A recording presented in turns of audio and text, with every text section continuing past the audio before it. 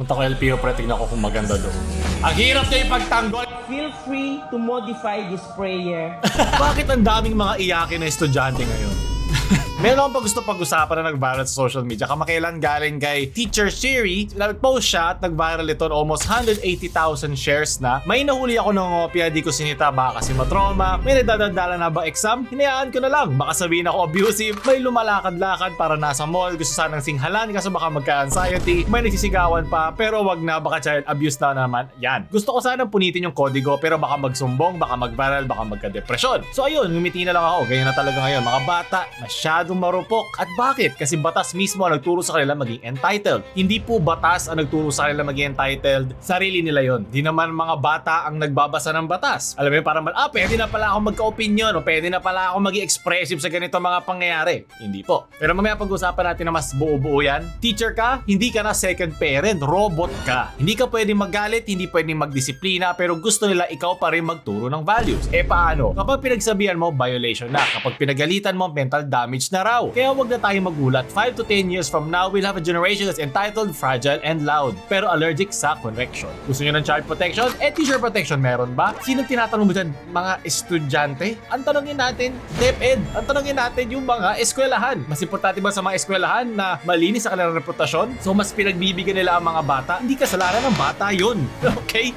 Parang, alam mo yun, lumaki din naman ako noong 90s eh. Alam ko yung mga sinasabi ni teacher dito. Yung naiintindihan ko yung sinasabi niya na hindi kami ganun ka-reactive. Pag may nangyayaring hindi in favor sa amin, hindi kami ganun ka. O bakit ganun? Wala nagbi-video na, sino ba itong teacher namin o? Na sana, nagawa namin. Hindi to downgrade. Upgrade to. Pero kailangan lang sumunod ng mga guidance ng mga batas, ng mga eskwelahan. At syempre, ng mga magulang ng mga batang yun sa makabagong panahon. Kung paano na ngayon. Dahil hindi natin to nagawa noon. Kung second parent talaga kami, bakit kami bawal magdisiplina? Second parent ba ang takot sa estudyante? Hindi naman to sa takot sa respeto. Ito ay para sa mga estudyante na hindi ganoon ang learning process. Na alam to ng mga teacher, mas alam pa nila to sa akin, sigurado kasi inaral nila yan. Galing ako sa isang eskwelahan na pinapalit-palit nga ang grading style. Okay, para kaming experimental. Hindi man ako nag-abnormal.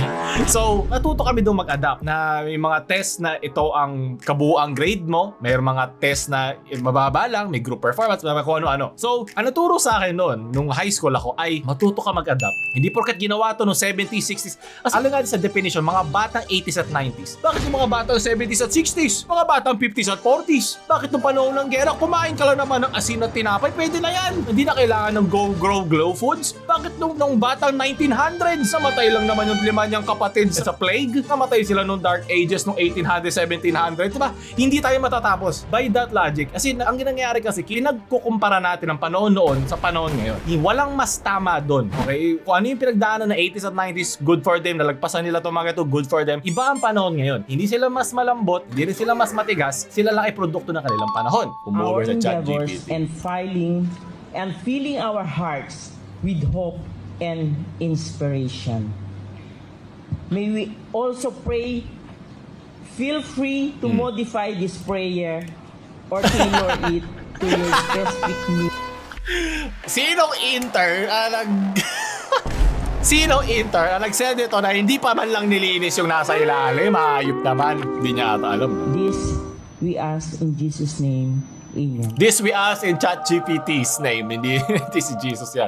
Man. Ito isa pa sa ChatGPT. Okay lang tumulong sa'yo ChatGPT. Tutulungan kang buuin. Pero kailangan mo siyang i-tailor fit sa pagkailangan mo. Antayin mo pag nalaman na niya ang kakayanan ng AI ngayon. Mas matatakot ka. Sunod! Kung sa chess, kailangan i-check weight ang kin. Ito aking katapat, i-check weight ko rin para maging akin.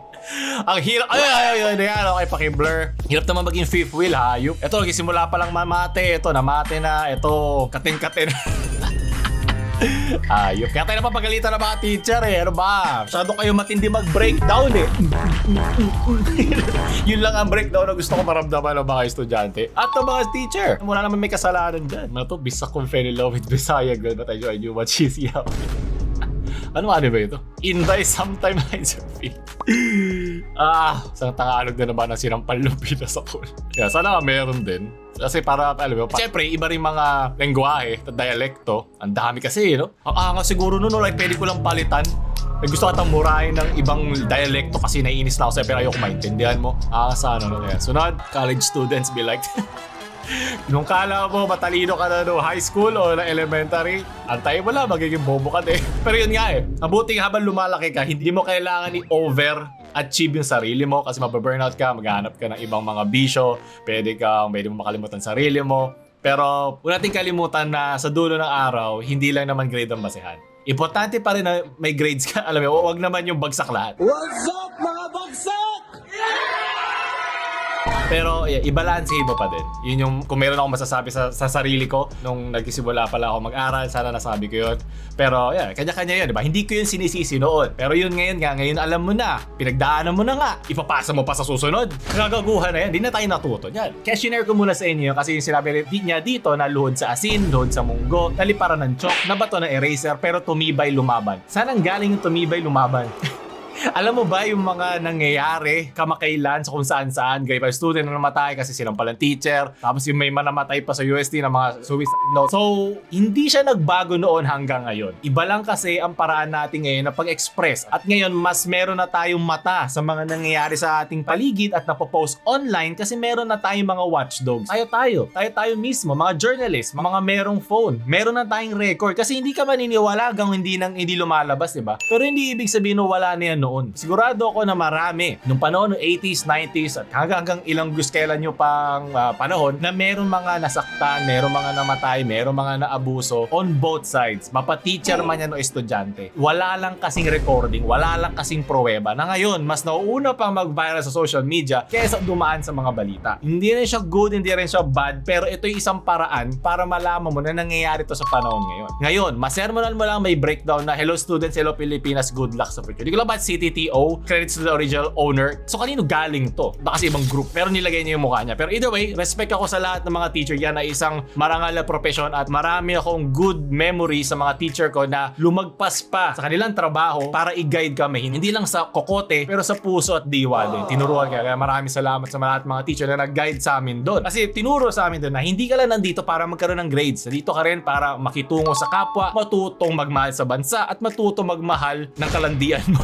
Hindi, I mean, ang kapwa mo. Na-unfairan lang ako sa pagkaka-word nito. Well, nagets ko na kasi si TTO. So, feeling ko siya yung mismong photo na ito. Pero yung ito, baka hindi sa kanya yung mismong caption. Pero either way, yung point lang naman ng aking kinakalaban dito. Wala tayong pruweba nito mga sinabi mo. At hindi rin siya productive na pinag-aaway natin iba't ibang mga henerasyon. Okay? I-call out lang natin ano meron ngayon. Call out natin yung panahon noon. Ano yung nangyari. Yung before pa noon. Diba? Yung mga ganun lang. Pero para sabihin natin entitled, fragile, and loud sila, unfair yan. Alam ko marami iyakin. Kahit naman marami iyakin. Wala lang kasing pruweba. Wala lang kasing recording. Wala lang kasing TikTok na magva-viral muna siya bago mo malaman. So, hindi ako naniniwala na mas matigas noon o mas malambot. Pare-pareho lang sila. Dati ang doom scroll natin sa mga dyaryo. Ngayon ang doom scroll natin sa mga phone. Ay, sa unang perspective, iniisip natin nawawala na ng otoridad ng mga teacher. Or nagiging oversensitive na yung mga student, nagiging entitled na at may double standard na bakit pag ang mga estudyante umaangal, ang mga teacher walang panlaban. Pero hindi yun kasalanan ng mga estudyante, ng mga ini-enroll sa mga eskwelahan na yan. Kasalanan niya ng mga government organizations.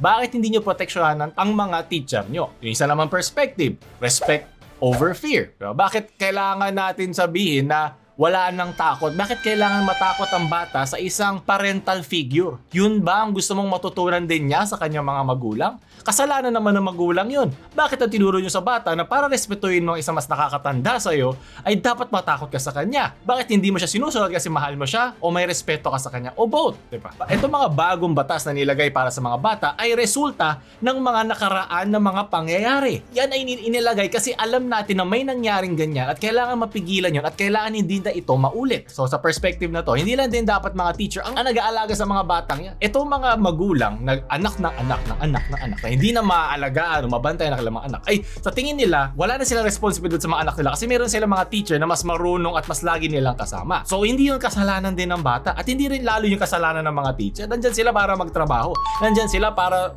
gumawa ng susunod ng mga mamboboto at sana hindi bobo at mga susunod ng mga sibilyan ng ating bansa. Ngayon, hindi lang dapat natatapos sa apat na sulok ng silid-aralan ang pag-aaral, ang pagkatuto. Dapat pag uwi din niya, may bago apat na naman na sulok dyan na dapat sinusuksukan din natin ng tamang asal at pangangatwiran. So, mas importante rito ay merong balanse tayo dyan. Dapat ay ma-actionan natin na ma-proteksyonan ng ating mga teacher at iwasan natin ma-oversimplify ang mga problema ng mga kabataan ngayon. Kasi pag tayo ay hindi natin naalagaan, tulad nga ng sabi na ating mga bayani, pag-asa ang kabataan ng bayan, mas malaking dura ito sa henerasyon na nauna sa kanila. Kasi ibig sabihin na hindi nyo naalagaan ng tama ang sumunod na henerasyon. At hindi kasalanan ng susunod na henerasyon. Kasi ikaw ang bumuon doon eh. Ilabas nyo na ako, buuin nyo na ako para maging Pilipino ako. Di ba? Wala namang ganun eh. Ang rason nun ay yung mga naunang magulang sa kanila and so on and so forth. So ang gusto lang dito, at least na pag-uusapan natin yung mga issues, yung mga pagkukulang ng noon at nung ngayon, at sana pareho din natin mahanapan ng solusyon. Ito ay hindi dapat sa mga estudyante, hindi rin dapat sa mga teacher, ito ay dapat sa mga nangangasiwa sa ating edukasyon at sa pag-alaga sa ating mga teacher at mga estudyante.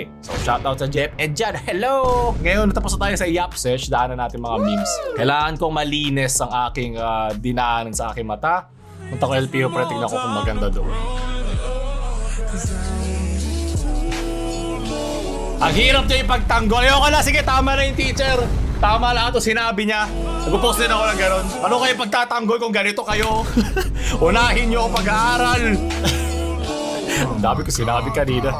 Pero kayo lang din ang babara sa akin, magaling. Iba niya, inspirasyon lang naman. Hindi naman kailangan ibuhos mo yung buong educational life para dyan. Teacher din, Teacher Camel. Blue limb. Oh, mega! Season!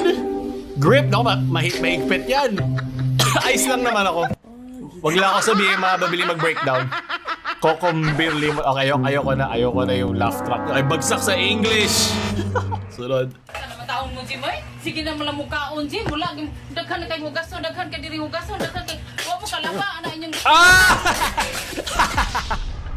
Ayun ka. Bagsak ka sa grade. Pero importante na ba, bonding kayo na magulo. At kayo huwag nyo kalimutan may pag-bonding din sa mga teacher nyo. Karamihan dyan mga stress din. At sapat nag-sharean kayo. Marami din ako mga naging teacher friends din doon na nakakapag-sharean kami ng mga problema sa buhay. Na kahit kami mga bata lang na masubabaw yung mga problema sa buhay. Masarap namin na nakaka-share mo yung mga tinitingalaan mo na mga nagtuturo sa'yo. Tandaan nyo, hindi magkaaway ang mga teacher at mga estudyante. Dapat nga nagtutulungan pa kayo para sa isa't isa. Kasi ang edukasyon ang pinakamalaking kalaban ng kahirapan. Pag lahat ng mga sides ay nagtutulungan, alam nila ang problema ng isa't isa, kasi kayo magkakasama sa silid-aralan eh. Kayo magkakasama sa pang-araw-araw. So kayo nakakaalam sa mga problema yan. So para wala mag-abuso sa isa't isa, mabuti yung chine-check nyo dapat yan. Pero ako dito, syempre, mas nag-aano pa rin ako sa mga bata. Dapat kasi mas unang guidance ang mga nakatatanda bago ang mga bata. Di ko sinasabi lahat ng mga bata ay, alam mo, walang kamuang-muang sa mga nangyayari. Pero parang ano ako, 6'4" ako dyan. 6 dun sa teacher, 4 dun sa estudyante. Mas importante dapat muna mauna at simulan maging mga modelo ang mga teacher na yan